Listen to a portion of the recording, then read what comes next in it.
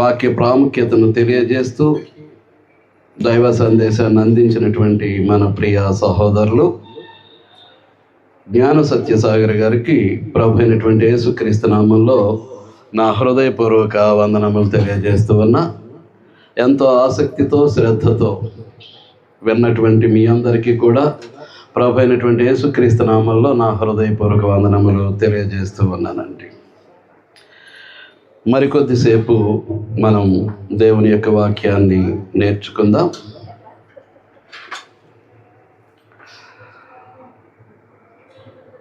రాజుగారు వారి కుటుంబం ఈ కార్యక్రమాన్ని ఏర్పాటు చేయటానికి ముఖ్య కారణం, ఈరోజు తండ్రి గారు మమ్మల్ని అందరినీ విడిచిపెట్టి వెళ్ళినటువంటి రోజు. ఆయన వెళ్ళి ఈనాటికి 31 సంవత్సరాలు పూర్తయిందండి. కాకపోతే ఒక దైవజనునిగా నా ఆవేదన ఏంటంటే, క్రీస్తులో ప్రవేశించకుండానే ఆయన వెళ్ళిపోయారు అనేటటువంటిది నా ఆవేదన. అయితే రాజుగారి యొక్క ఉద్దేశ్యం ఏంటి అని అంటే, ఆయన ఎలాగూ క్రీస్తులో ప్రవేశించకుండా, క్రీస్తులందున్నటువంటి రక్షణను అనుభవించకుండా, క్రీస్తుకు వేరైనటువంటి జీవితాన్ని జీవించి ఆయన జీవనయాత్రను ముగించుకుని వెళ్ళిపోయారు. అటువంటి పరిస్థితుల్లో ఈ దైవ సందేశాలు వినేటటువంటి వారు ఎవ్వరూ కూడా క్రీస్తులోనికి ప్రవేశించకుండా, క్రీస్తునందు దేవుడు అనుగ్రహించే రక్షణను అందుకోకుండా నశించిన వారి వలె ఈ జీవనయాత్ర ముగించకూడదనే సదుద్దేశంతో గత కొద్ది సంవత్సరాలుగా ఈ కార్యక్రమాన్ని కొనసాగిస్తున్నారు. మీకు అర్థమవుతుందా అండి? అది కారణం. వాస్తవానికి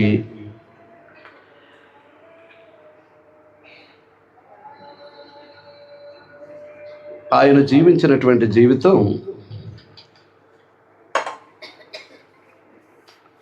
భౌతిక జీవన విధానంలో ఎంతో ఆదర్శప్రాయమైనటువంటిది, ఎంతో మాదిరికరమైనటువంటిది. పోయిన సంవత్సరం ఇదే రోజున ఇక్కడే నిలవబడి తిమోతి గారు మాట్లాడారు ఆయన గురించి.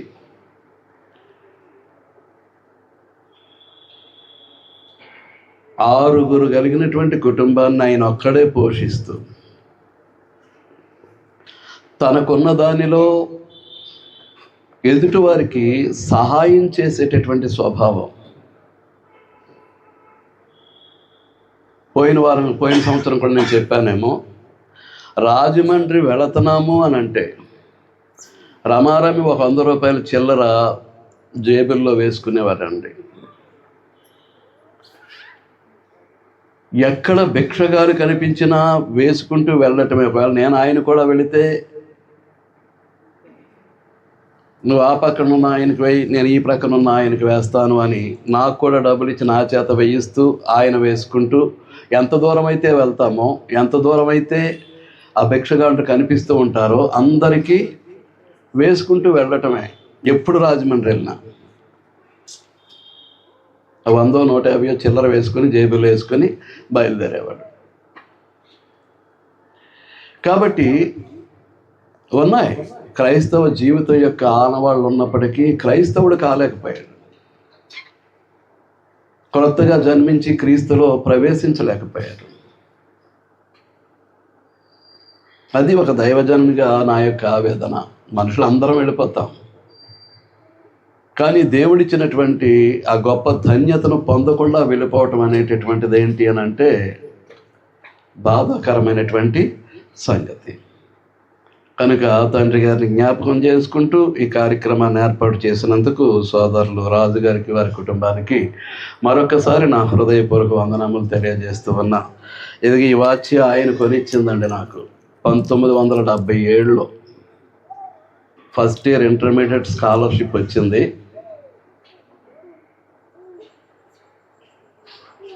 450 రూపాయలండి. ఇది హెచ్ఎంటి. వచ్చే సంవత్సరానికి 50 సంవత్సరాలు అవుతుంది ఆయన నాకు ఈ వాచ్ కొనిచ్చి. వచ్చే సంవత్సరానికంటే 2027 సంవత్సరానికి 50 సంవత్సరాలు అవుతుందా అండి? మీకు అర్థమవుతుందా అండి? 2020లో నా కుమారుడు జ్ఞాన్ బాబు నాకు టైటాన్ వాచ్ కొనిచ్చారు. అయినప్పటికీ దీన్ని వదలలేదండి. అది ఉంది, ఇది ఉంది. సందర్భోచితంగా నా మనసు దేని మీదకి మళ్ళీతే అది పెట్టుకుంటూ ఉంటాను. మీకు అర్థమవుతుందా? జ్ఞాపకం. నాకు జ్ఞాపకంగా నా తండ్రి గారు ఇచ్చినటువంటి వాచ్ ఇది. మీకు అర్థమవుతుందా? ఏదో టకటక మార్చేసుకుంటూ ఉంటారు, మోడల్ మారుతూ ఉంటాయి, టెక్నాలజీ మారుతూ ఉంటుంది. కానీ దాన్ని ఇచ్చినటువంటి వారి యొక్క జ్ఞాపకాలు విడిచిపెట్టేసి కొత్త కొత్త వస్తువులు కొనుక్కొని ఇచ్చినటువంటి వారిని మరుగున పెట్టేసేటువంటి పరిస్థితులు ఉంటూ ఉంటాయి. అది నాకు ఇష్టం ఉండదండి. మీకు అర్థమవుతుందా అండి? కాబట్టి వితౌట్ రిపేర్ లేదండి. 50 సంవత్సరాల నుంచి 49 సంవత్సరాల నుంచి there is no any repair for this watch. HMT Avinash. Chain మార్చాను, పాత చైన్ తెగిపోతే కొత్త చైన్ ఒకటి మార్చానండి. ఇంతవరకు రిపేర్ అనేది లేదండి. వాచీలు బాగు చేసి ఆయన డ్రాయింగ్ మాస్టర్గా ఉండేవాడు సత్యరాజు గారు అని. ఆయన, నేను చిన్నవాడిని, ఇంటర్మీడియట్ ఫస్ట్ ఇయర్ చదువుతున్నాను, నన్ను తీసుకొని ఆయన తండ్రి గారు కలిసి ముగ్గురం వెళ్ళి ఏరుకొండ షాప్లో కొన్నటువంటి వాచ్. మీకు అర్థమవుతుందా? కాబట్టి ఆయనను జ్ఞాపకం చేసుకుంటూ, ఆయన పొందలేనటువంటి రక్షణ, ఆయన లేనటువంటి ఆ క్రొత్త జన్మ, ఆయన అనుభవించలేనటువంటి క్రైస్తవ జీవితాన్ని లోకంలో ఏ ఒక్కరూ పోగొట్టుకోకూడదనే ఉద్దేశంతో ఏర్పాటు చేయబడినటువంటి కూడికలు ఇవి. ప్రతి మార్చి 12వ తారీఖున. మీకు అర్థమవుతుందా అండి? కాబట్టి ఈ క్రైస్తవ జీవితం యొక్క ఔన్నత్యం దేవుని వాక్యంతో పెన వేసుకుని ఉన్నది అనేటటువంటి సంగతిని సహోదరులు జ్ఞాన సత్యసాగర్ గారు మనకు వివరించారు. చూడండి, తెసలోనికలకు రాసినటువంటి 2వ పత్రిక 13వ వచనాన్ని మనం చదువుకున్నాం. ప్రభు వలన ప్రేమింపబడిన సహోదరులారా, ఆత్మ మిమ్మును పరిశుద్ధపరచుట వలనను మీరు సత్యమును నమ్ముట వలనను రక్షణ పొందుటకు దేవుడు ఆది నుండి మిమ్మును ఏర్పరచుకొనెను.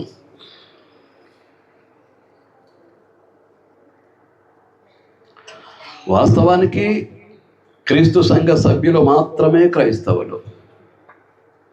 క్రీస్తు పరిశుద్ధ శరీరానికి వెలుపల ఉన్నటువంటి వారు క్రైస్తవులు కారు.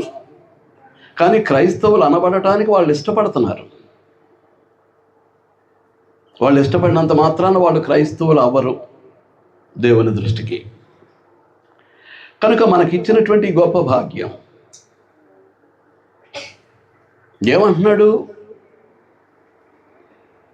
ఏమంటున్నారండి? మొదట ఈ రోజున క్రీస్తు శకం 21వ శతాబ్దంలో మనము క్రీస్తు సంఘ సభ్యులం అయి ఉన్నాము అని అంటే మనలను జగత్తు పునాది వేయబడక మునిపే నిర్ణయించాడు అనేది వాస్తవం, మనకందరికీ తెలిసినటువంటి సంగతి. చూడండి, ఎఫెసీలకు రాసినటువంటి పత్రిక 1వ అధ్యాయం. అపోస్తలుడైన పౌలు ఎఫెసీ పట్టణంలోని క్రీస్తు సంఘానికి రాసినటువంటి పత్రిక 1వ అధ్యాయం 4 నుంచి 6 వచనాలు కలిపేశాడు. ఒకసారి చూద్దాం. ఎట్లనగా, తన ప్రియుని యందు తాను ఉచితముగా మనకు అనుగ్రహించిన తన కృపామహిమకు కీర్తి కలుగునట్లు తన చిత్త ప్రకారమైన దయా సంకల్పము చొప్పున యేసుక్రీస్తు ద్వారా తనకు కుమారులనుగా స్వీకరించుటకై మనలను ముందుగా తన కోసము నిర్ణయించుకొని మనము తన ఎదుట పరిశుద్ధులమును నిర్దోషులమునై ఉండవలనని జగత్తు పునాది వేయబడక మునిపే ప్రేమ చేత ఆయన క్రీస్తులో మనలను ఏర్పరచుకొనెను. ప్రతి క్రీస్తు సంఘ సభ్యుడు జగత్తు పునాది వేయబడక మునిపే దేవుని చేత నిర్ణయించబడ్డాడు. ఎక్కడ? క్రీస్తులో. ఎలాగూ? దేవునికి కుమారులముగా, కుమార్తెలముగా, పరిశుద్ధులముగా, నిర్దోషులముగా. ప్రేమ చేత మనలను క్రీస్తులో ఏర్పాటు. దయచేసి మీ దృష్టి నా మీద ఉండాలండి. ఇది ఆడుకునేటటువంటి సమయం కాదండి. మన ఇష్టానుసారంగా మనం ఉన్నామంటే మన బ్రతుకులు దేవునికి చెందకుండా పోయే ప్రమాదం ఉందండి. దేవునికి చెందో మన బ్రతుకులు. మన ఇష్టానుసారంగా ఉండకూడదు. విన్నారుగా ఇప్పటి వరకును. ఎందుకు ఇచ్చాడు ఇంత జ్ఞానాన్ని? ఎందుకు ఇచ్చారండి దేవుడు? ఈ జ్ఞానాన్ని వినటానికి, నేర్చుకోవటానికి వచ్చాం. ఎందుకు? వినటం కాదు, నేర్చుకోవాలి. ఎందుకనంటే నేర్చుకున్న దాని ప్రకారం మనం జీవిస్తే మనం దేవునికి చెందిన వారమై ఉంటాం. మనం దేవునికి చెందిన వారమై ఉంటాం. కనుక జగత్తు పునాది వేయబడక మునిపే ప్రేమ చేత క్రీస్తులో ఏర్పాటు చేయటం కాదు, ఈ సృష్టి ఆరంభంలో కూడా దేవుడు ఏం చేశాడు? మనలను మరొక్కసారి జ్ఞాపకం చేసుకొని, జగత్తు పునాది వేయబడక మునుపు ఆకాశం లేనప్పుడు, భూమి లేనప్పుడు, ఈ భూమి మీద ఈ భూమిని, ఆకాశాన్ని వినియోగించుకోవటానికి మానవుడే లేనప్పుడు, క్రీస్తు సంఘ సభ్యులుగా, సత్క్రైస్తవులుగా జగత్తు పునాదికి ముందే మనల్ని ఏర్పాటు చేసుకున్నటువంటి దేవుడు మరొక్కసారి ఏం చేస్తున్నాడు? ఆది అందు. జగత్తు పునాదికి ముందంటే అనాదిలో. There is no time. అనాది అని అంటే కాలం ప్రారంభం కాలేదు అప్పటికి. అనాది అని అంటే కాలము అనేటటువంటిది ప్రారంభం కాలేదు. మీకు అర్థమవుతుందా అండి? ఆ కాలము ప్రారంభం కాకముందు, జగత్తు పునాది వేయబడక ముందు ఏదైతే ప్రేమ చేత క్రీస్తులో మనలను ఏర్పాటు చేసుకున్నారో దేవుడు, దానిని ఏం చేశారు? కాల ఆరంభంలో కూడా, సృష్టి ఆరంభంలో కూడా, ఆది యందు ఏం చేశాడు? మనలను మరొక్కసారి ఆయన జ్ఞాపకం చేసుకున్నట్లుగా మనం చూస్తూ ఉన్నాం. ఆత్మ మిమ్మును పరిశుద్ధపరచుట వలనను, ఆయన మీరు సత్యము నమ్ముట వలనను రక్షణ పొందుటకు దేవుడు ఆది నుండి మిమ్మును ఏర్పరచుకొనెను. జగత్ పునాది వేయబడక మునిపే మనల్ని ఏర్పరచుకున్నాడు. కాలము ప్రారంభమైన తర్వాత, సృష్టి ఆదిలో కూడా ఏం చేశాడు? మనల్ని అందరినీ ఒకసారి జ్ఞాపకం చేసుకున్నారు. మనల్ని ఒకసారి జ్ఞాపకం చేసుకున్నారు. మీకు అర్థమవుతుందా అండి? పశ్చిమ గోనగూడెం క్రీస్తు సంఘాన్ని నుంచి, స్థానిక సంఘము నుంచి వచ్చినటువంటి వారు ఉన్నారు. కాపవరం స్థానిక క్రీస్తు సంఘము నుంచి వచ్చిన వారు ఉన్నారు. వీరందరినీ కూడా ఎప్పుడు ఏర్పాటు చేసుకున్నారు? ఎప్పుడు? జగత్తు పునాది వేయబడక మునిపే. సృష్టి ఆరంభంలో, ఆది అందు దేవుడు భూమి ఆకాశములను సృజించిన. సృజించిన నాడే ఏం చేశాడు? మనలందరినీ ఏర్పరచుకున్నాడు. మనలందరినీ ఏర్పరచుకున్నాడు. అందుచేత మనలను బట్టి అపోస్తలుడైన పౌలు ఏం చేస్తున్నాడు?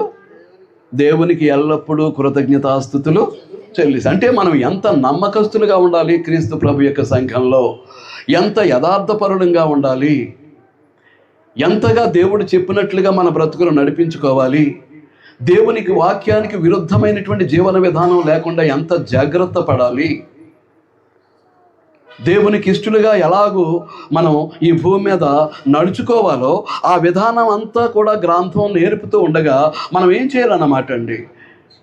ఏం చేయాలి? అలాగూ నడుచుకోవాల్సినటువంటి అవసరత మన మీద ఉంది. మీకు అర్థమవుతుందా అండి? ఇంకా ముగించుకుని వెళుతున్నారు.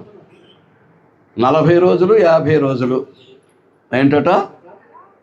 40 రోజులు 50 రోజులు గ్రంథ ఆధారము లేనటువంటి కార్యక్రమాలను ఏర్పాటు చేసుకుంటూ, మేమును క్రైస్తవులమే, మేమును విశ్వాసులమే, మేమును భక్తిపరులమే అని ఏం చేస్తున్నారు?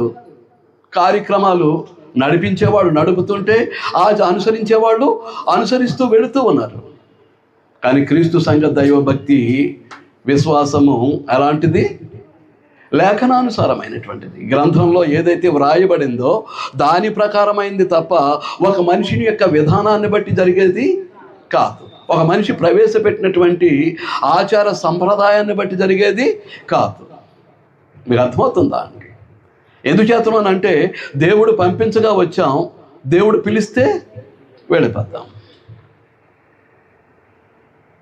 ఆయన మహా కష్టజీవి మా తండ్రి గారు. తనకు ఊహ వచ్చిన దగ్గర నుంచి కష్టమే ఆ కుటుంబ అవసరతలు తీర్చడానికి.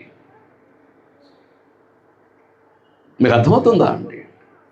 గుమ్మలూరులో కమతం తిరుగుతూ ఎవరో ఒక టీచర్ యొక్క ప్రోత్సాహంతో 5వ తరగతి వరకు చదివి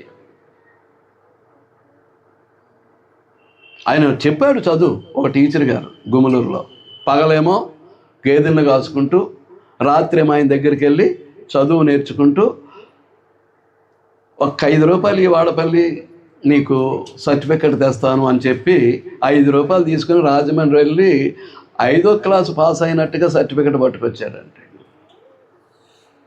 5వ తరగతి పాస్ అయినట్టుగా. 5వ తరగతి పాస్ అయినట్టుగా వచ్చినటువంటి సర్టిఫికెట్ కోరుకొండ జడ్పీ హై స్కూల్లో అటెండర్గా పోస్టు. ఆ సర్టిఫికేట్ పట్టుకెళ్ళి ఎమ్మెల్యే గారు అయినటువంటి బత్తిన సుబ్బారావు గారు ఇంటి దగ్గర అలా కూర్చోవటమే రోజు. ఇక్కడ పోస్ట్ ఉందని తెలిసి దానికి మళ్ళా టెస్టింగ్ ప్రత్యేకమైనటువంటి పరీక్షలు ఏం లేవు. ప్రత్యేకమైనటువంటి పరీక్ష ఏమీ లేదు. కాంపిటీషన్ టెస్ట్లు ఏం లేవు. ఒక చేత ఎలా కాగితం తీసుకున్నారు ఆయన, ఇదిగో నేను పంపిస్తున్నటువంటి వ్యక్తిని మీ హై స్కూల్లో అటెండర్గా జాయిన్ చేసుకోండి అని రాసేసి కింద సంతకం పెట్టేసి ఎమ్మెల్యే స్టాంప్ వేసేసి కాగితం ఇచ్చాడు. ఆ కాగితం పట్టుకొచ్చి ఇస్తే ఇక్కడ జాయిన్ చేసేసుకున్నారు. అపాయింట్మెంట్ ఇక్కడే, రిటైర్మెంట్ ఇక్కడే. There is no any transfer. మరొక హై స్కూల్కి ట్రాన్స్ఫర్ చేసింది లేదండి. ఇక్కడే జాయిన్ అయ్యారు, ఇక్కడే రిటైర్ అయ్యారు. మహా కష్టజీవి. ఆయన చనిపోయే ముందు ఓ రోజు వచ్చింది పెన్షను. 8 నెలల పాటు పెన్షన్ లేట్ అయిపోయింది. అది స్కూల్ స్టాఫ్ ప్రయత్నించడం లోపమా, లేకపోతే అక్కడ శాంక్షన్ చేయటం లోపమా, శనివారం ఆ రోజు పెన్షన్ వచ్చింది. తను చేసినటువంటి ప్రభుత్వ సేవకు వచ్చేటటువంటి ఆ గ్రాట్యుటీ డబ్బులు కూడా వచ్చాయి. అది తీసుకోవటానికి వెళితే అప్పుడు 12 గంటల వరకే బ్యాంకు. వాడపల్లి గారు 12 గంటల వరకే బ్యాంక్ ఉంటుంది కదా, శనివారం మీ పైన అవ్వదు, సోమవారం రండి మొత్తం అంతా చేసేద్దాం అన్నారు. ఆదివారం రాత్రి తన పడ్డ కష్టార్జితం యొక్క డబ్బులు చూసుకోకుండానే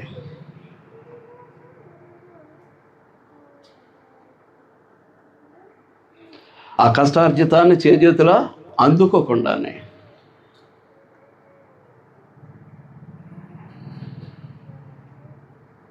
ఆయన జీవితం చాలించారు. రిటైర్ అయిపోయారు. ఇటు జీతం లేదు. రిటైర్ అయిన జీతం ఎవరిస్తారు?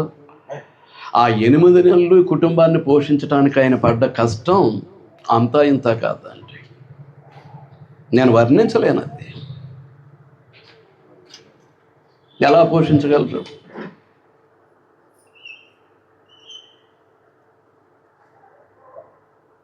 కాబట్టండి ఒక భౌతిక జీవన విధానంలో ఒక ఆదర్శప్రాయమైనటువంటి ఒక మంచి భర్తగా, మంచి తండ్రిగా, మంచి కుటుంబ యజమానిగా, క్రైస్తవ బైబిల్ జ్ఞానం లేకపోయినప్పటికీ చక్కగా నెరవేర్చినటువంటి వ్యక్తి. మీరు అర్థమవుతుందా అండి? కనుక జ్ఞాపకం చేసుకోవటం తప్పు కాదు, కానీ దేవుని యొక్క ఆశీర్వాదాన్ని పొందలేకపోయారు అనేటటువంటిది బాధ అని చెప్తున్నాను. కనుక ఇది ఎప్పుడు నిర్ణయించాడు దేవుడు? జగత్తు పునాది వేయబడక ముందే నిర్ణయించినటువంటి ధన్యత మనకు ఈనాడు క్రీస్తునందు, క్రీస్తు ప్రభు యొక్క పరిశుద్ధ శరీరమైనటువంటి క్రీస్తునందు మనం అనుభవిస్తున్నటువంటి ధన్యత మనలా ఏం చేశాడు? సృష్టి ఆదిలో జ్ఞాపకం చేసుకున్నారు. ఒకసారి జ్ఞాపకానికి తెచ్చుకున్నారు. ఆయన మర్చిపోరు. ఎవరెవరు క్రీస్తు సంఘంలో ఉండాలో, క్రీస్తు సంఘ జీవన విధానానికి అనుకూలరో ఆయనకు తెలుసు. ఒకవేళ మనం మధ్యలో తప్పిపోతే తప్పిపోవచ్చు. ఈ శరీరం యొక్క చిత్తాన్ని బట్టి, ఈ శరీరం యొక్క దురాశలను బట్టి మనిషి అటు ఇటు తొలగిపోవచ్చు. అప్పుడు దేవునికి ద్రోహం చేసిన వాళ్ళం అవుతాం, దేవునికి అన్యాయం చేసిన వాళ్ళం అవుతాం.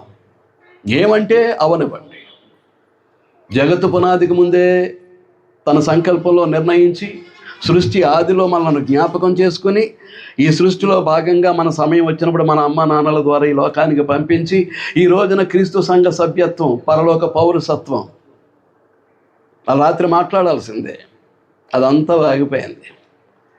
మీకు అర్థమవుతుందా అండి?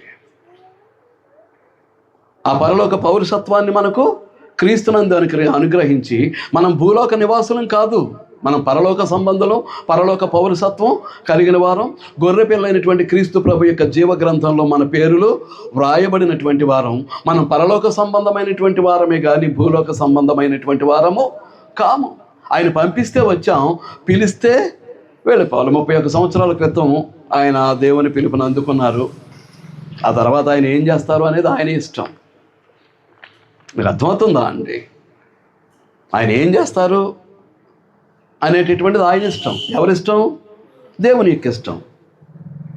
జీవన విధానం ఆయనకు అంగీకార యోగ్యం అవ్వటానికి గ్రంథం ప్రకారం అవకాశాలు లేవు. మీకు అర్థమవుతుందా అండి? క్రీస్తు సంఘ సభ్యుడు కాకుండా, పరలోక పౌరసత్వాన్ని పొందకుండా, జీవగ్రంథంలో పేరు వ్రాయకుండా పరలోకానికి, నిత్య జీవానికి, ఆయన అనుగ్రహించే నిత్య స్వాస్థ్యానికి వారసులు అవ్వటానికి అవకాశం లేదు. అంచేత ఇప్పుడు మనల్ని పుట్టించిన వారు ఎవరు? దేవుడు. మనల్ని పుట్టించింది ఎవరు? దేవుడు. అలాంటి పరిస్థితుల్లో అమ్మా నాన్నల ద్వారా ఈ లోకానికి పంపించారు. మరలా తిరిగి మనం ఎక్కడికి వెళ్ళాలి? యహలోక యాత్ర ముగిస్తే మరలా దేవుని దగ్గరకే వెళ్ళవలసినటువంటి వారం. ఆ తర్వాత ఆయన పరలోకమా నరకమా అనేటటువంటిది ఈ భూమి మీద మనం బ్రతికినటువంటి బ్రతుకును బట్టి ఆయన నిర్ణయిస్తారు. మీకు అర్థమవుతుందా అండి? చూడండి 90వ కీర్తన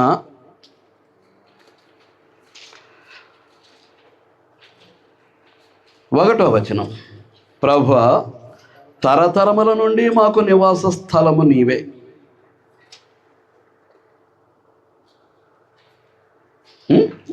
తరతరముల నుండి మాకు నివాస స్థలము నీవే. పర్వతముల పుట్టక మునుపు, భూమిని లోకమును నీవు పుట్టింపక మునుపు, యుగ యుగములు నీవే దేవుడు. ఒక నీవు తప్ప వేరొక దేవుడు లేడు. నీవు దేవుడవు కాదు. నీవు దేవుడవు కాదు, నీవే. ఆ వే అనేటటువంటిది ఏం చేస్తుంది అని అంటే, ఇట్ విల్ కన్ఫర్మ్డ్, స్థిరపరుస్తూ ఉంది. ఈయనే నా ప్రియ కుమారుడు అంటాడు మత్తయి సువార్త 3:17 వచనంలో. ఎవరిని ఉద్దేశించి? తండ్రి అయినటువంటి దేవుడు, ప్రభు అయినటువంటి క్రీస్తును ఉద్దేశించి, ఈయన నా ప్రియ కుమారుడు కాదు. మీరు చూసుకుంటే ఈయనే. ఆ సమయానికి ఆయన తప్ప మరొకడు ఎవడు లేడు. ఇప్పుడు ఆయన స్వరూప స్వభావాలు కలిగి ఉంటే, ఆయన జీవన విధానాన్ని మనం అనుసరించగలిగితే, ఈ రోజున మనము కూడా దేవుని కుమారులుగా, కుమార్తెలుగా దేవుని చేత గుర్తింపబడటానికి మనం ప్రయత్నం చేస్తున్నాం. మనం సాధన చేస్తూ ఉన్నాం. దేంతో? దేవుని యొక్క గ్రంథంతో. ఎంతవరకు ఆ దృష్టి ఎంతమంది సహోదరులకు ఉన్నదో లేదో నాకు తెలియదు. మీకు అర్థమవుతుందా అండి? నీవే దేవుడవు. అంచేత ప్రభువా, తరతరముల నుండి మాకు నివాస స్థలము నీవే. తరతరముల నుండి నివాస స్థలము నీవే. ఒక్కసారి 91వ కీర్తన ప్రక్కనే 9వ వచనాన్ని కనుక మనం చూస్తే, యెహోవా నీవే నా ఆశ్రయము అని నీవు మహోన్నతులైన దేవుని నీకు నివాస స్థలముగా చేసుకొని ఉన్నావు. నేను మరలా చదువుతున్నాను. యెహోవా నీవే నా ఆశ్రయము అని నీవు మహోన్నతులైన దేవుని నీకు నివాస స్థలముగా. అంటే మన నివాస స్థలం ఎవరు? దేవుడు. ఇది కాదు, ఈ భూమి మన నివాస స్థలము కాదు. మనం ఈ భూమి మీద యాత్రికులము, పరదేశులము, యాత్రికులమై ఉన్నాం. మన యొక్క జీవన విధానం ఎక్కడి నుంచి ఎక్కడికేనంటే ఫ్రమ్ ఎటర్నిటీ టు ఎటర్నిటీ, నిత్యత్వము నుండి నిత్యత్వానికి. నిత్యత్వము నుండి వచ్చాం, మరలా ఎక్కడికి మన యాత్ర నిత్యత్వానికి. మళ్ళీ నిత్యత్వంలో 2 ప్రదేశాలు ఉన్నాయి, 1 పరలోకం, 2 నరకం. ఎక్కడికి?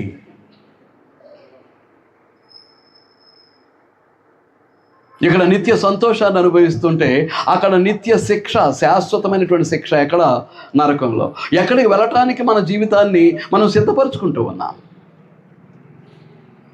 మనం ఆలోచించుకోవాల్సినటువంటి అవసరత మన మీద ఉందండి. కాబట్టి ఏంటి అని అంటే, అనేక సందర్భాల్లో ఈ మధ్యకాలంలో నేను బోధించాను, మన యొక్క దేహాలు దేవుని యొక్క నివాసాలుగా ఉండాల్సినటువంటి అవసరత ఉంది.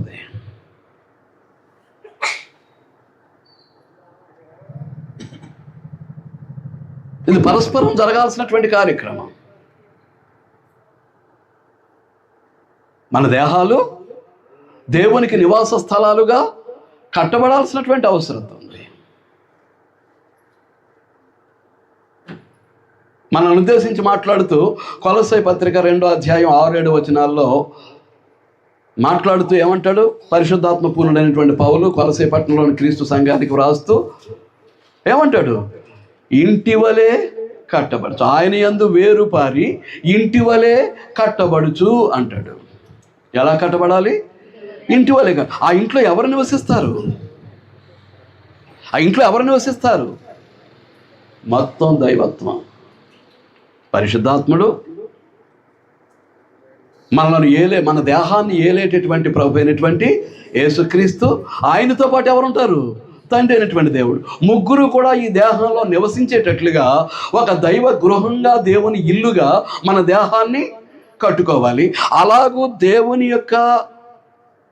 దేవునికి గృహాలుగా తమ దేహాలు నిర్మించుకున్న వారి యొక్క సమూహమే ప్రభు అయినటువంటి యేసుక్రీస్తు యొక్క సంఘము.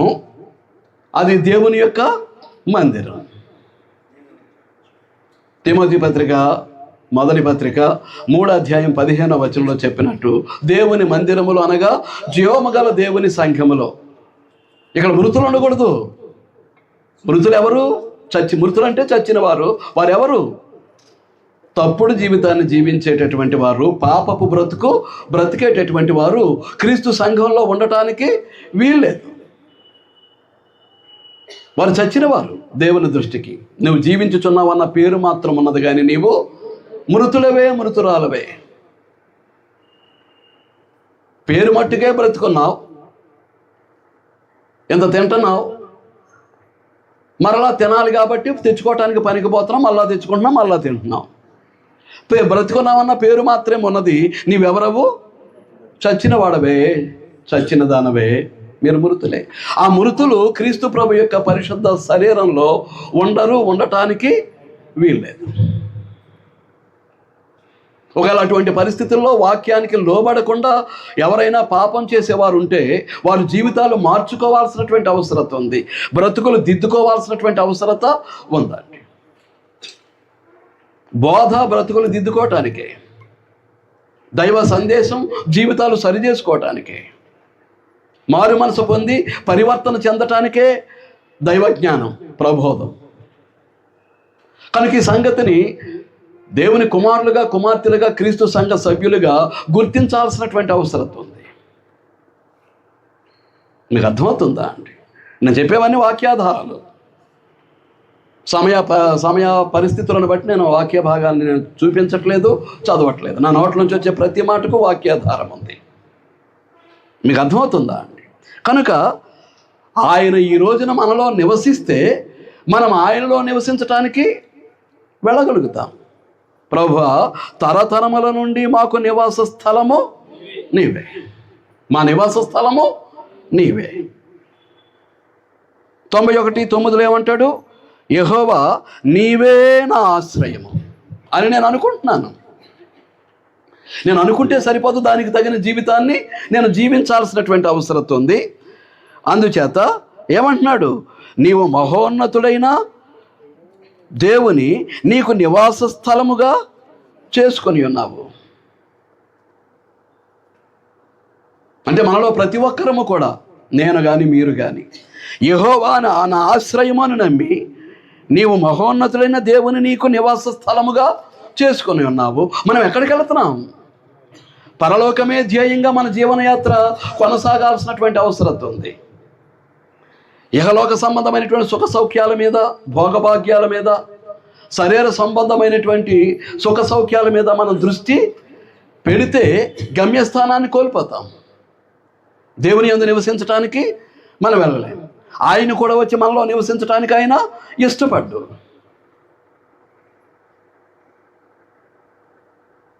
మన జీవితాలు అన్యాక్రాంతం అయిపోతాయి.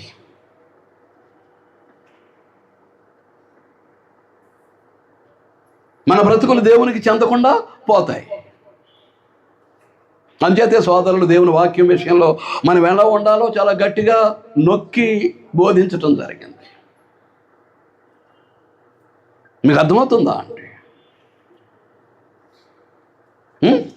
ఎంతకాలం బ్రతుకుతాం? ఎంతకాలం బ్రతుకుతాం?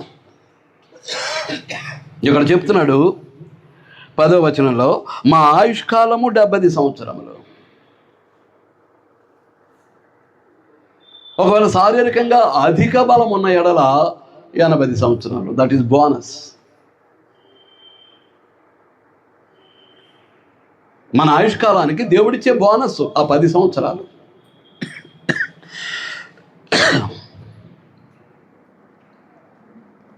మన ఆయుష్కాలము 70 సంవత్సరములు, అధిక బలం ఉన్నట్లయితే 80 సంవత్సరములు. అధికులు ఈ లోపుగానే వెళ్ళిపోతారు. అధికులు ఈ లోపుగానే వెళ్ళిపోతారండి.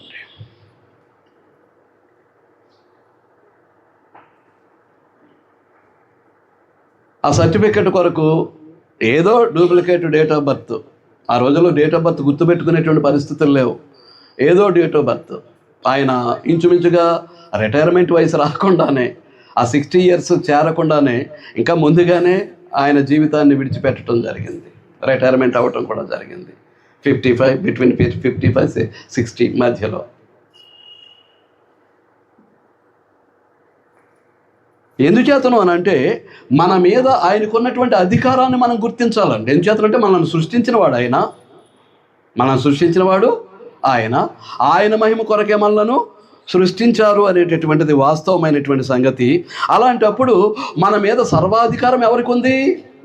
దేవునికి ఉంది. అంచేతనే ఆయన ఏం చేస్తున్నాడు?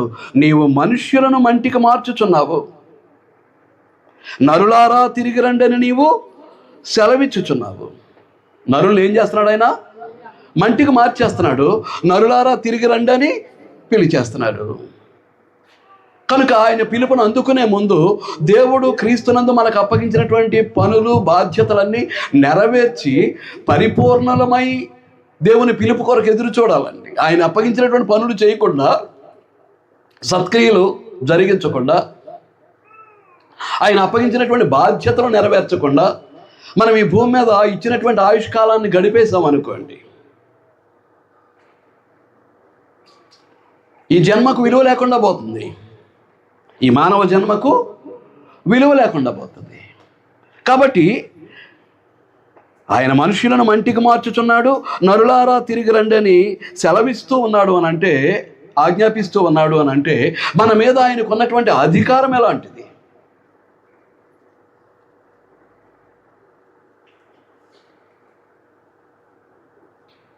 దేవుడు కోరుకుంటున్నాడు ఆ సంగతిని మనం గుర్తించాలని. గుర్తిస్తే మనం ఎప్పుడు చనిపోతామో తెలియదు కనుక ఈ లోపుగానే దేవుడు మన భుజాల మీద ఉంచినటువంటి ఆయన యొక్క బాధ్యతలను, ఆయన అప్పగించినటువంటి సత్క్రియలను జరిగించుకుంటూ దేవుని మహిమ కొరకు ఈ భూమి మీద బ్రతుకుతూ వెళ్ళిపోతాం. ఇక్కడ దేవుని మహిమ కొరకు బ్రతకటం చేతకోకుండా దేవుని యొక్క మహిమలో ప్రవేశించటం అనేటటువంటిది అసాధ్యం. మనలో దేవుడు నివసించడానికి అవకాశాన్ని ఇవ్వకుండా, క్రీస్తు ప్రభువు నివసించడానికి అవకాశాన్ని ఇవ్వకుండా, పరిశుద్ధాత్ముడు నివసించడానికి అవకాశం ఇవ్వకుండా రకరకాల దురలవాట్లలో, చెడలవాట్లలో, వ్యసనాలతో బ్రతికేస్తూ, వాక్యానికి విధేయత చూపకుండా లోబడినటువంటి జీవితాన్ని బ్రతికేస్తూ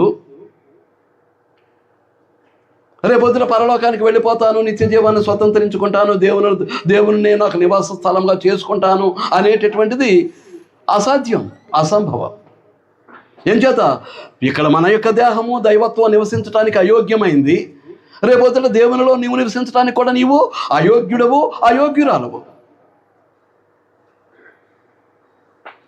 కనుక ఈ భూమి మీద బ్రతికున్నంత కాలము వాళ్ళ లోపాలన్నింటినీ సరిదిద్దుకుంటూ, తప్పులన్నీ సరి చేసుకుంటూ, పాపాలన్నీ దేవుని యొద్ద నుండి క్షమాపణ పొందుతూ దేవునికి మహిమకరంగా జీవితాన్ని నడిపించుకోవాల్సినటువంటి బాధ్యత మన మీద ఉంది.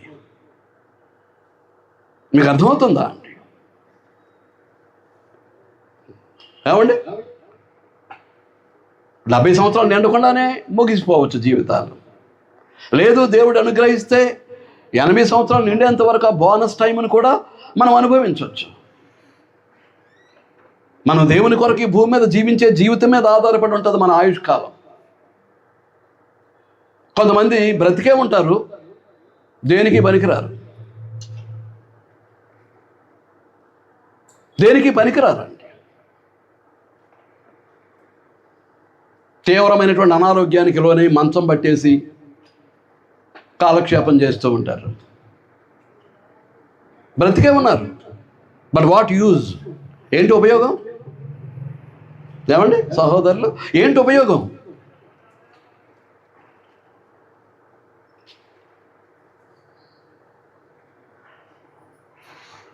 ఆయుష్ ఉంది, నువ్వు ఏ పని చేయటానికి పనికి రాకుండా దేవుడు చేశాడు. అలాంటి జీవితానికి మనం వెళ్ళకూడదు. బ్రతికున్నంతకాలం దర్జాగా తిరుగుతూ, దేవుని కొరకు బ్రతుకుతూ, దేవుడు అప్పగించినటువంటి పనులు జరిగిస్తూ, దేవుని అప్పగించినటువంటి బాధ్యతలు నెరవేరుస్తూ, దేవుని కొరకు బ్రతుకుతూ ఉండగా తిరుగుతూనే దేవుని పిలుపును అందుకునే వారంగా మనం అందరం ఉండాలి. నేను కోరుకునేది అది. నా తండ్రికి అలాంటి జీవితాన్ని ఇచ్చాడు దేవుడు. ఆ రోజు కూడా ఆదివారం ఉదయం నుంచి సాయంకాలం వరకు ఆ డబ్బులు రానటువంటి పరిస్థితుల్లో కుటుంబాన్ని పోషించడానికి ఆ రోజు కూడా ఆయన పడాల్సినటువంటి శ్రమ పడ్డారు.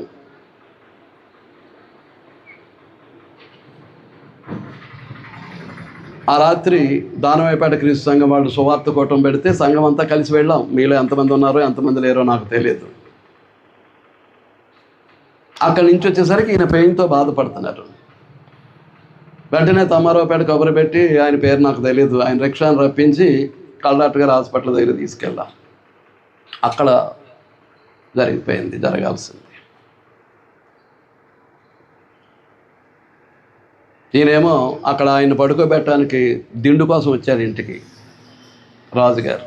నా ఊళ్ళోనే మొత్తం అంతా జరిగిపోయింది. ఈయన వచ్చేసరికి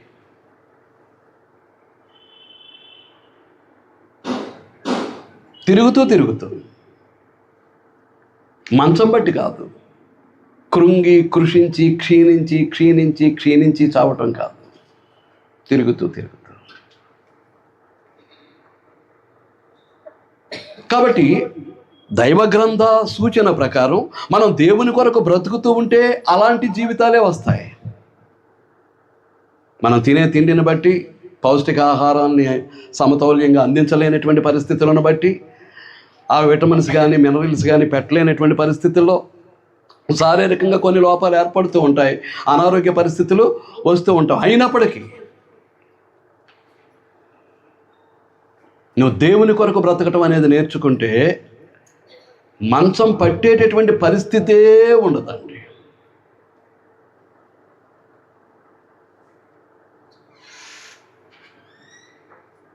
మీకు అర్థమవుతుందా అండి? మీరు ఆలోచిస్తూ ఉన్నారని నేను భావిస్తూ ఉన్నా. యోహాను సువార్త 11వ అధ్యాయం. యోహాను సువార్త 11వ అధ్యాయం తీసారా అండి? లాజరు చనిపోయాడు. మరియామార్తల యొక్క సోదరుడైనటువంటి లాజరు చనిపోయాడు. చనిపోయిన తర్వాత ప్రభు వస్తున్నాడని తెలిసి మార్త ప్రభువుని ఎదుర్కోవటానికి వెళ్ళింది. ఎదుర్కోవటానికి వెళ్ళి ప్రభువుని ఎదుర్కొన్న తర్వాత ప్రభువుతో మాట్లాడుతుంది. 21వ వచనంలో మార్త యేసుతో, ప్రభువా, నీవిక్కడ ఉండిన ఎడల నా సహోదరుడు చావకుండును. నువ్వు ఇక్కడ కనుక ఉన్నట్లయితే నా సహోదరుడు లాజరు చనిపోడు. ఆమె విశ్వాసం ఎంత గొప్పదో చూడండి. ప్రభు ఏమంటున్నాడో, ప్రభువు చెప్పినటువంటి మాటను బట్టి ఆమె యొక్క విశ్వాస గొప్పదనం మనకు అర్థమవుతూ ఉంటుందండి. చూడండి, ఇప్పుడైనను నీవు దేవుని ఏమి అడిగినను దేవుడు నీకు అనుగ్రహించునని ఎరుగుదునను. ఇప్పుడైనా నీవు దేవుణ్ణి ఏమడిగినా దేవుడు నీకు అనుగ్రహిస్తాడు అని నేను ఎరుగుదునని ప్రభువు మాట్లాడుతున్నాడు. ఈ రోజున మన అందరి విశ్వాసమును ఒక్కసారి మనం పరిశీలించుకోవాల్సినటువంటి అవసరం ఉంది. వాక్యమే మనకు సర్వస్వాన్ని ఆత్మ సంబంధంగాను భౌతికంగాను అనుగ్రహిస్తుంది అనేది ఇంతవరకు మనం దేవుని యొక్క వాక్యాన్ని విన్నాం. కానీ వాక్యాన్ని నమ్ముతున్నామా? వాక్యానుసారమైనటువంటి విశ్వాసాన్ని కలిగి ఉన్నామా? రోమపత్రిక 10:17 వ్రాయబడినట్లు, వినుట వలన విశ్వాసము కలుగుతుంది, వినుట క్రీస్తును గూర్చిన మాట ప్రకారం. కనుక విశ్వాసము గనక వినుట వలన, వాక్యము వినుట ద్వారా మనకు విశ్వాసం కలిగితే అప్పుడు మనం ఏం చేస్తాం? ఏ క్రీస్తు మాట వలన మన విశ్వాసాన్ని పొందామో ఆ విశ్వాసానికి అనుగుణమైనటువంటి క్రియలు చేసుకుంటూ వెళతాం. ఏం చేత? క్రియలు లేనటువంటి విశ్వాసం మృతము అని గ్రంథం తెలియజేస్తుంది కనుక. ప్రాణము లేని శరీరం ఎలాగూ మృతమో, క్రియలు లేనటువంటి విశ్వాసము కూడా అలాగే మృతము అని గ్రంథము నొక్కి ఒక్కాణిస్తూ ఉంది కనుక ఏం చేస్తాం? కనుక ఈ రోజున మార్త యొక్క విశ్వాసంతో మనల్ని పోల్చుకుంటే మన విశ్వాసం ఏ పాటిది?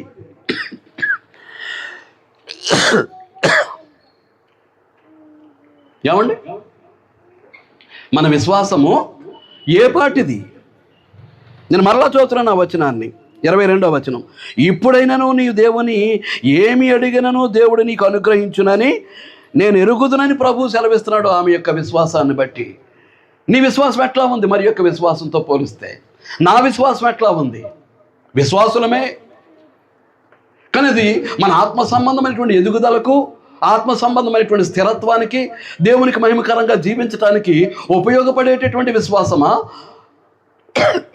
లేకపోతే చెప్పుకోవటానికి మాత్రమే విశ్వాసులమా?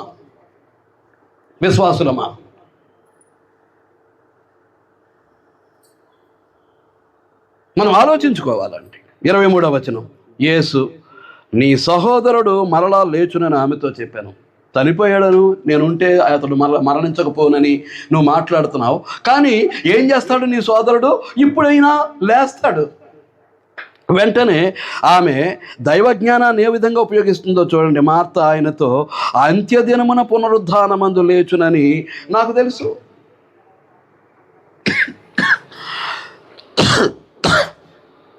అంత్యదినమున అంటే ప్రభు యొక్క రాకడ సందర్భంలో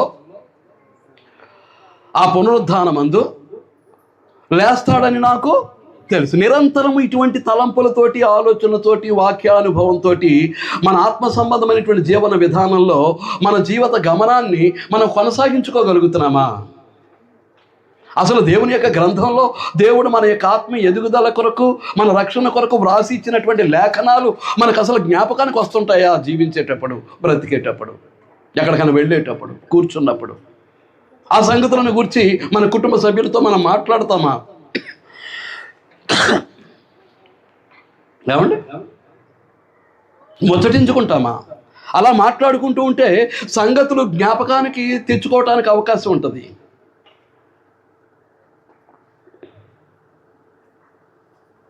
We are memorizing the God's word in our daily life.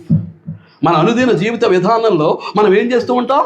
జ్ఞాపకానికి దేవుని యొక్క వాక్యాన్ని జ్ఞాపకానికి తెచ్చుకుంటూ నేను అలా ఉన్నానా అనేది ఒక్కసారి పరిశీలించుకోవటానికి, పరీక్షించుకోవటానికి అవకాశాన్ని పొందుతాం.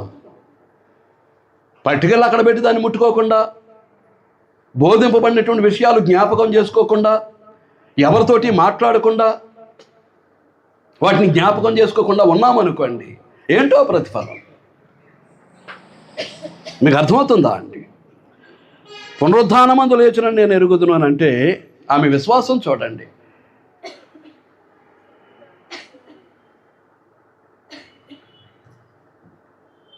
My brother Lazarus will resurrect. ఆయన పునరుద్ధానం చెందుతాడు అట్ యువర్ కమింగ్, నీ రాకడ సందర్భంలో. అది నాకు తెలుసు. అప్పుడు ఆయన అంటాడు, యేసు పునరుద్ధానమును జీవమును నేనే. I am the resurrection, I am the life. పునరుద్ధానమును నేనే, జీవమును నేనే.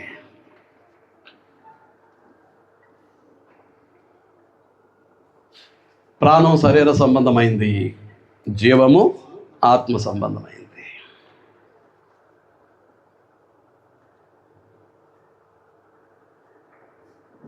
ఆయన దైవత్వాన్ని విడిచిపెట్టి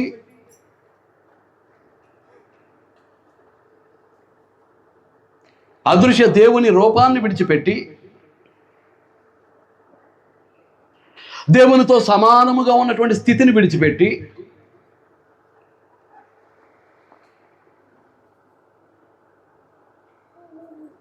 శిలువ మరణం పొందినంతగా తను తాను తగ్గించుకొని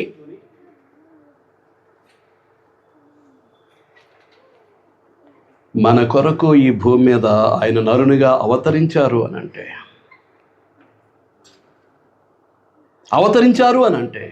దేనికి?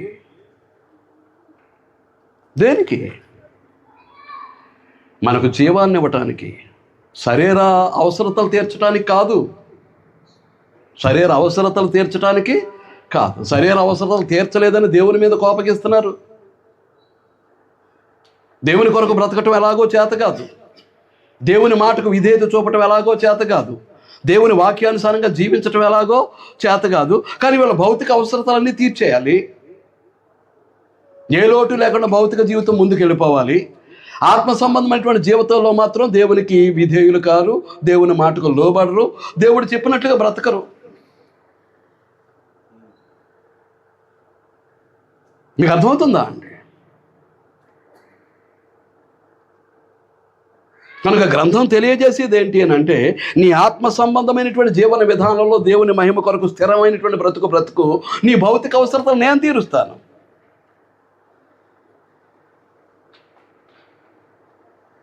ఐగుప్తు బానిసత్వం కింద నానాయాతన అనుభవించినటువంటి వారు, ఫరో అధికారం క్రింద వారు విడిపింపబడి మోషే ఆహారంల ద్వారా దేవుని యొక్క అధికారం కిందకు వచ్చిన తర్వాత వారిని ఏ విధంగా పోషించాడు, ఏ విధంగా సంరక్షించాడు.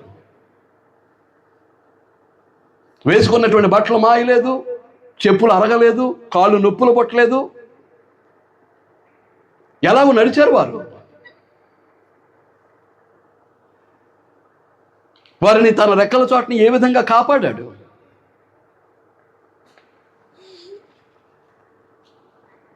సహోదర అచ్చియమ్మ గారి ఇంటి దగ్గర మనం నేర్చుకున్నట్లుగా ఇశ్రాయేల్ దేశం అంతా కరువు. ఆ 3.5 సంవత్సరాల్లో చినుకైనా పడదు, మంచైనా కురవదు. ఆ విధంగా దేవుని చేత ఏలియా ప్రవక్త ద్వారా శపించబడినటువంటి ఈ ప్రకృతి, ఈ సృష్టి క్రమం, అది తన సేవకుడైనటువంటి ఏలియాకు అడ్డంకి కాలేదు. తన మీద ఆధారపడి బ్రతికేటటువంటి సారేపతు విధవరాలికి, ఆమె కుమారునికి ఆటంకం కాలేదు. ఆ 3.5 సంవత్సరాలు దేవుని చేత వారు ఎలా పోషింపబడ్డారో ఈ మధ్య కాలంలోనే మనం చూసాం. కనుక దేవుని కొరకు బ్రతకటం చేతగాక ఈ బ్రతుకులో అది లేదు, ఇది లేదు, ఇది లేదు, అది లేదు, ఆ సమస్య తీరలేదు, ఈ కష్టం పోలేదు, ఆ నష్టం అలాగే ఉండిపోయింది, ఇలాగ ఆలోచించుకుంటూ దేవుడు నీ జీవితంలో సహాయం చేయటానికి కానీ, తన తోడ్పాటును అందించడానికి కానీ, తన తోడై ఉండి మనల్ని నడిపించడానికి కానీ మనం దేవునికి అవకాశాన్ని ఇవ్వకుండా, అటువంటి విశ్వాసం లేకుండా, అటువంటి భయభక్తులు లేకుండా మన ఇష్టానుసారంగా బ్రతుకుతూ దేవుని మీద నిందలేయటం, దేవుని మీద నేరారోపణలు చేయటం, దేవుని సన్నిధికి రావటం మానేయటం, దేవుని లెక్కలేని విధంగా విడిచిపెట్టేయటం ఎంతవరకు న్యాయం? లేవండి, ఎంతవరకు న్యాయం? కనుక మనం సరైనటువంటి విశ్వాసం కలిగి ఉండాలి. అక్కడ సారేపతి విధవరాల యొక్క విశ్వాసాన్ని మనం చూస్తాం.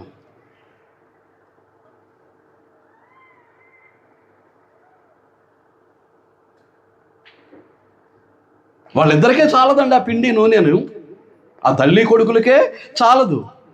నాకు ఒక చిన్న అప్పం చేసి పట్టురమ్మనంటే దైవజనుడు పైగా ఏమంటాడు, మీరు తినటానికి ముందు మొదట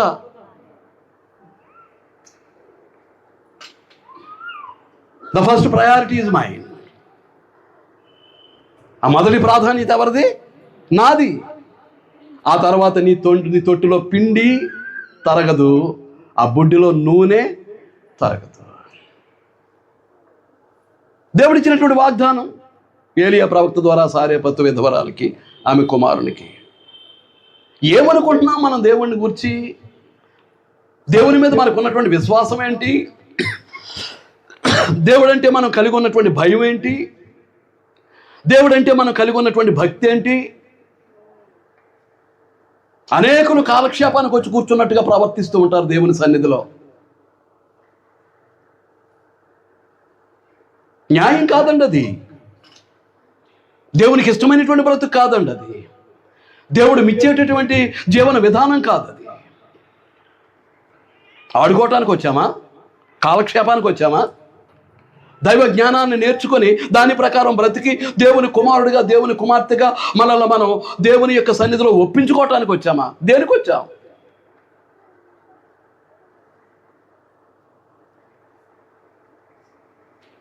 పునరుద్ధానమును జీవమును నేనే, నా యందు విశ్వాసం ఉంచిన వాడు చనిపోయినా బ్రతుకుతాడు. What a wonderful statement from Lord Jesus Christ. ఎంత అద్భుతమైనటువంటి మాట అండి అది. నా యందు విశ్వాసం ఉంచువాడు చనిపోయినా బ్రతుకుతాడు. ఎలాగూ?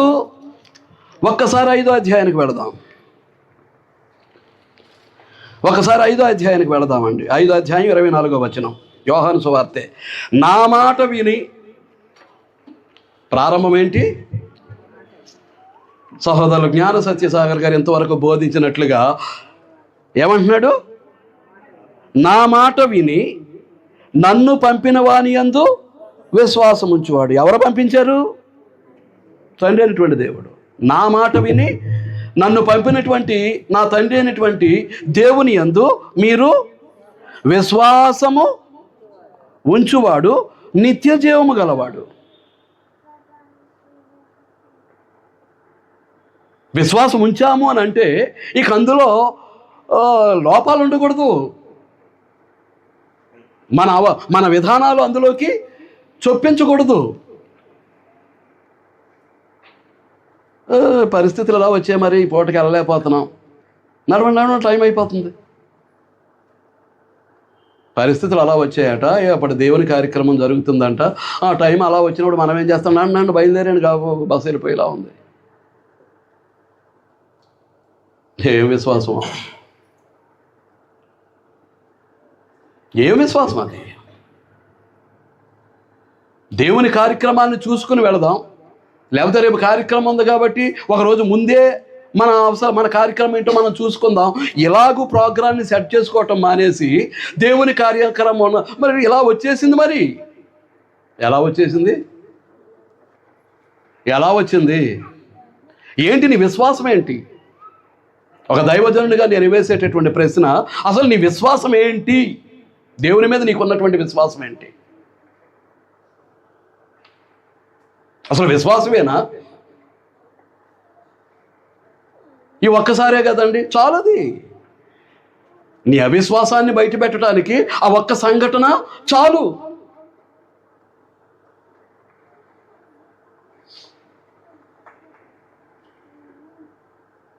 నువ్వు అలా చేయటానికి ఒక వాక్యాధారాన్ని చూపెట్టెళ్ళు.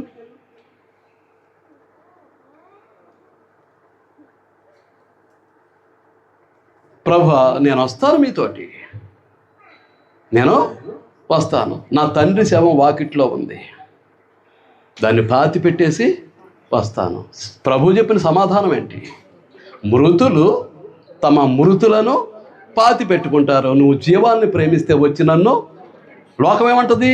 కని పెంచి ఇంతటి వాడిని చేస్తే కనీసం ముఖం చూడటానికి రాలేదు చూడు, కనీసం తల కొరువు పెట్టడానికి రాలేదు చూడు. లోకం నిందలేస్తుంది. కానీ రేపు పొద్దుట నువ్వు చేస్తే ఆ లోకం నేను నిత్య జీవానికి చేర్చదు, ఆ పరలోక భాగ్యాన్ని నీకు ఇవ్వదు. ఇక్కడ నిందలేస్తుంది, నేరారోపణలు చేస్తుంది, నిన్ను పక్కదారి పట్టించేయడానికి ప్రయత్నం చేస్తుంది. అలా లాగేసుకోవటానికి సాతాను ద్వారా లోకం ప్రయత్నం చేస్తూ ఉంటుంది.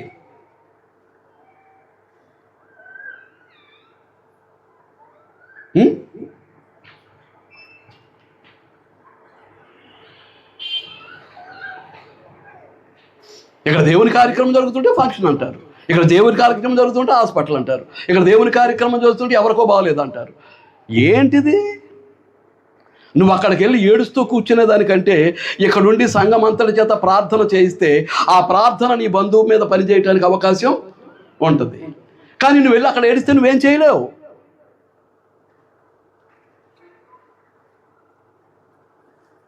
ఏం చేయలేవు. మీకు అర్థమవుతుందా అండి? మీకు అర్థమవుతుందా అండి? కాబట్టి నా యందు పునరుద్ధానమును జీవమును నేనే. మీరు ఆ పునరుద్ధానం కొరకు జీవం కొరకే నా దగ్గరికి రావాలి, మరి దేని కొరకు కాదు. మీకు కావలసినవి నేను ఇస్తాను. నా యందు విశ్వాసం ఉంచేవాడు చనిపోయినా బ్రతుకుతాడు. ఎలాగో చూస్తున్నావు. ఎలాగో నా మాట విని నన్ను పంపిన వాని యందు విశ్వాసం ఉంచువాడు నిత్య జీవము గలవాడు. 5వ అధ్యాయం 24వ వచనం. వాడు తీర్పులోనికి రాక, ఎక్కడికి రాడట? తీర్పులోనికి రాక మరణములో నుండి జీవములోనికి దాటి ఉన్నాడని మీతో నిశ్చయముగా చెప్పుచున్నాను. వాటి వండర్ఫుల్ కంఫర్ట్నెస్. వాడు మరణంలో నుంచి ఎక్కడికి దాటాడు? మనం ఎక్కడున్నాం? మరణం కింద ఉన్నామా, జీవంలో ఉన్నామా? అవండి, ఆత్మీయంగా చచ్చి దేవుని దృష్టికి మృతులమై మన క్రియలను బట్టి మృత స్థితిలో, చచ్చిన స్థితిలో ఉన్నామా, లేకపోతే క్రీస్తునందు దేవుని యొక్క జీవాన్ని పొంది క్రీస్తు ప్రభు యొక్క పరిశుద్ధ శరీరంలో జీవిస్తూ ఉన్నామా?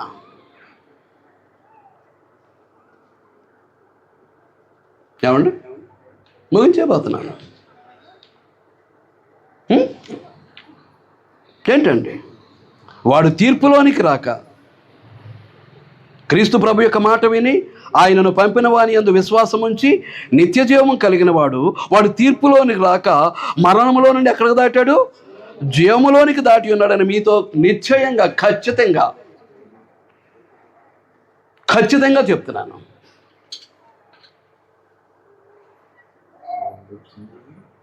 మీకు అర్థమవుతుందా అండి? మీకు అర్థమవుతుందా అండి? కింద చెప్పేస్తున్నాడు 20వ వచనంలో, మేలు చేసిన వారు జీవ పునరుద్ధానమునకును కీడు చేసిన వారు తీర్పు పునరుద్ధానమునకును ఏం చేస్తారట అండి? పునరుద్ధానం చెందుతారట, మృతుల్లో నుంచి లేస్తారట, బయటకు వస్తారట. ఇంతగా మనం ఏ పునరుద్ధానాన్ని కోరుకుంటున్నాం? తీర్పు పునరుద్ధానాన్న. తీర్పులో నిలబడితే నువ్వు పరలోకానికి వెళ్ళావు. తీర్పు తీర్చేవారిలో ఉండాలి. మనం ఎక్కడ ఉండాలి? తీర్పు తీర్చేవారిలో ఉండాలి. క్రీస్తు సంఘ సభ్యులు తీర్పులో నిలబడ్డామంటే అయిపోయిందన్నమాట. ఏం చేస్తున్నానంటే క్రీస్తు సంఘానికి దేవుడిచ్చినటువంటి ఆధిక్యత, క్రీస్తు సంఘానికి మాత్రమే దేవుడిచ్చినటువంటి ఆధిక్యత. కొరింథీయులకు రాసినటువంటి మొదటి పత్రిక 6వ అధ్యాయం 2వ వచనం. క్రీస్తునందు ఉన్నవారే పరిశుద్ధులు, క్రీస్తునందు ఉన్నవారే నీతిమంతులు. క్రీస్తునందు అంటే క్రీస్తు యొక్క పరిశుద్ధ శరీరమునందు, క్రీస్తు యొక్క పరిశుద్ధ శరీరమైనటువంటి క్రీస్తు సంఘమునందు. అంచేత ఏమంటాడు 2వ వచనంలో, 6వ అధ్యాయం 2వ, పరిశుద్ధులు లోకమునకు తీర్పు తీర్చుదురని మీరు ఎరుగరా? పరిశుద్ధులు ఎవరికి తీర్పు తీరుస్తారు? లోకానికి తీర్పు తీర్చడానికి వచ్చినటువంటి క్రీస్తు ప్రభు పక్షంగా నిలబడి మనమందరం కూడా లోకానికి తీర్పు తీర్చేవాళ్ళమని అంటే తల దించుకొని చేతులు కట్టుకొని ఆ తీర్పులో నిలబడే గతికి వెళ్ళటం అనేటటువంటిది ఎంత దౌర్భాగ్యమో ఎప్పుడైనా ఆలోచిస్తున్నారా?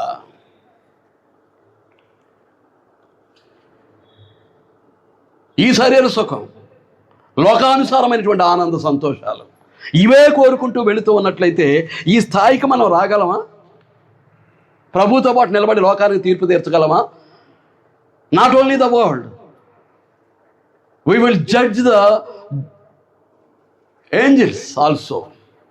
లోకానికి తీర్పు తీర్చడం కాదు, దేవదూతలకు కూడా మనమే తీర్పు తీరుస్తాం. చూడండి 3వ వచనం, మనము దేవదూతలకు తీర్పు తీర్చుదామని ఎరుగరా క్రీస్తు సంఘానికి దేవుడిచ్చినటువంటి ఆధిక్యత.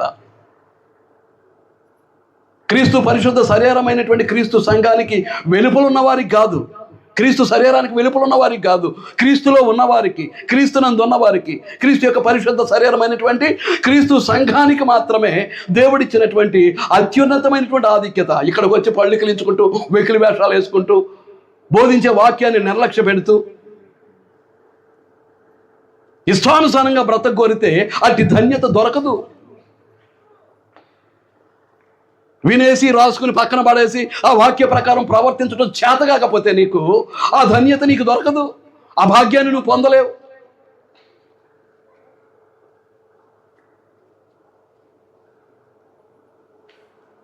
మీకు అర్థమవుతుందా అండి? నేను ఇంకా చాలా వరకు వెళ్ళాల్సినటువంటి అవసరం ఉంది. నీకు అర్థమవుతుందా అండి? చాలా వరకు వెళ్ళాల్సినటువంటి అవసరం ఉంది. కొన్ని వచనాలు చదువుతాను, వివరించను. 15వ అధ్యాయం కొరింథీయులకు రాసిన మొదటి పత్రిక 15వ అధ్యాయం 20వ వచనం నుంచి, ఇప్పుడైతే నిద్రించిన వారిలో ప్రథమ ఫలముగా క్రీస్తు మృతుల్లో నుండి లేపబడి ఉన్నాడు. మనుషుని ద్వారా మరణము వచ్చాను గనుక మనుషుని ద్వారానే మృతుల పునరుత్థానమును కలిగాను. ఆదామునందు అందరూ ఎలాగ మృతి పొందుచున్నారో అలాగుననే క్రీస్తునందు అందరూ బ్రతికింపబడతారు. దేని కొరకు వస్తున్నావు? క్రీస్తు సంఘంగా కూడుకోవటానికి. క్రీస్తు సంఘంగా కూడుకోవటానికి నువ్వు దేని కొరకు వస్తున్నావు? అసలు ఏంటి నీ లక్ష్యం? ఏంటి నీ ధ్యేయం? What is your goal? What is your destination? నీ గమ్యం ఏంటి?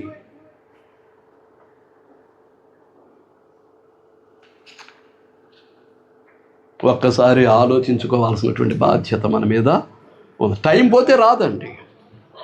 ప్రార్థనంగా, కాల విలువ నీకు తెలియకపోయినా కష్టాల పాలయ్యేదవు. దేవుడిచ్చినటువంటి ఆయుష్కాలాన్ని ఏం చేయాలండి? సద్వినియోగం చేసుకోవాల్సినటువంటి అవసరం ఉంది. ఒక క్షణం పోయిందంటే వెనక్కి రాదు. మీకు చెప్తున్నానుగా, డబ్బు పోయింది, వీ విల్ రీగెయిన్. బంగారం వెండి పోయింది, మరలా తిరిగి సంపాదించుకుంటాం. భూమి పోయింది, డబ్బు సంపాదించుకుంటే మరలా భూములు కొనుక్కుంటాం.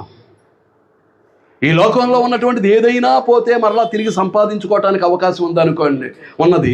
కానీ నీ జీవిత కాలంలో, నీ ఆయుష్ కాలంలో ఒక్క క్షణం కూడా దేవుని కొరకు బ్రతకకుండా, వృధా కాకుండా చూసుకోవాల్సినటువంటి బాధ్యత కలిగి ఉండి కూడా నీ జీవిత కాలాన్ని వృధాగా గడుపుకుంటూ వెళ్ళిపోయావనుకోండి, పోయిన ఏ సెకను నీ కొరకు రాదు, పోయినటువంటి ఏ నిమిషము నీ కొరకు రాదు, పోయినటువంటి ఏ గంట నీ కొరకు రాదు, పోయినటువంటి ఏ రోజు నీ కొరకు వెనక్కి రాదు. వారాలు రావు, నెలలు రావు, సంవత్సరాలు రావు. పోయింది పోయింది. ఇక మళ్ళా we will not bring back our life time. మన జీవితకాలాన్ని మళ్ళీ వెనక్కి తెచ్చే అవకాశం లేదు. ఎలా బ్రతుకుతున్నాం? ఒక్కసారి ఆలోచించుకోవాల్సినటువంటి అవసరం ఉందండి. మీకు అర్థమవుతుందా అండి? దేని కొరకు క్రీస్తు ప్రభు తన ప్రాణాన్ని సిలువలో అర్పించాడు మన కొరకు? దేని కొరకు ఆఖరి రక్తబొట్టు వరకు సిలువలో ఆయన కార్చారు? దేని కొరకు? అన్ని శ్రమలు, అన్ని హింసలు అంత ఘోరంగా, అంత కఠోరంగా ఆయన అనుభవించాల్సి వచ్చింది. దేనికి? మన ఇష్టానుసారంగా మనం బ్రతకటానికా? వాక్యానుసారంగా బ్రతకటానికా? దేనికి? క్రీస్తు సంఘము అనేటటువంటిది ఆయన కట్టుకున్నటువంటి సంఘం. క్రీస్తు సంఘము అనేటటువంటిది ఆయన రక్తం పెట్టి కొనుక్కున్నటువంటి సంఘం, సంపాదించుకున్నటువంటి సంఘం. క్రీస్తు సంఘము అనేటటువంటిది ఆయన యొక్క పరిశుద్ధ శరీరముగా ఉన్నటువంటి సంఘం. క్రీస్తు పరిశుద్ధతలో, నీతిలో పాలివారమై ఉండాలి కనుక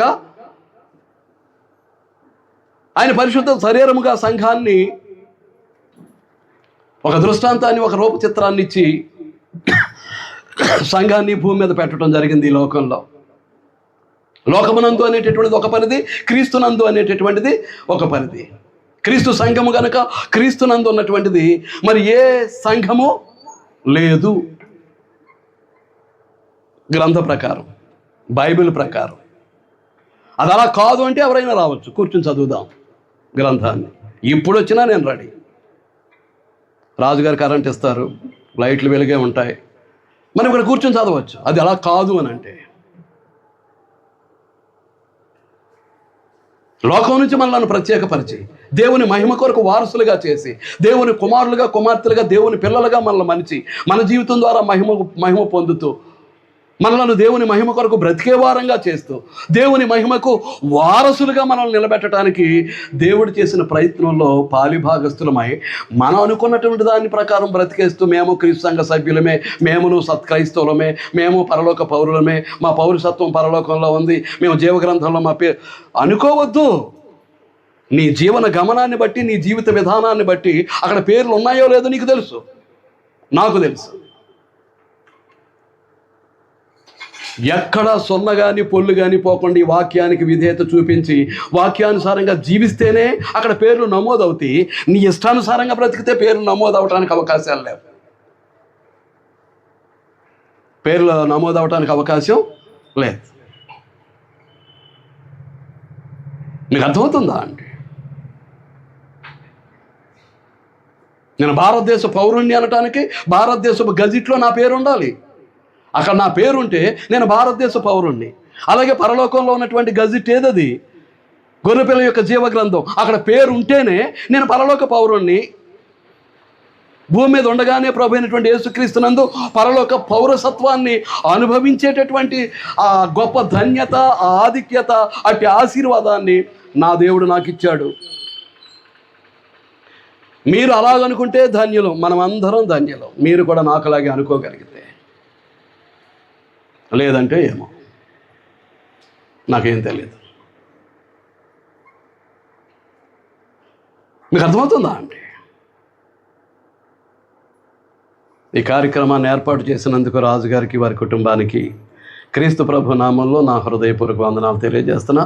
ఇంతవరకు ఎంతో ఓర్పుతో, సహనంతో దేవుని జ్ఞానాన్ని నేర్చుకుంటూ మీరు సంతోషంగా, ఆనందంగా దేవుని యొక్క సన్నిధిలో సమయాన్ని గడిపారని నేను తలస్తూ మీ అందరికీ 2 చేతులు జోడించి నా హృదయపూర్వక వందనములు పేరు పేరున చెల్లిస్తూ నేను ఈ దైవ సందేశాన్ని ముగిస్తూ ఉన్నానండి. అందరికీ వందనాలు.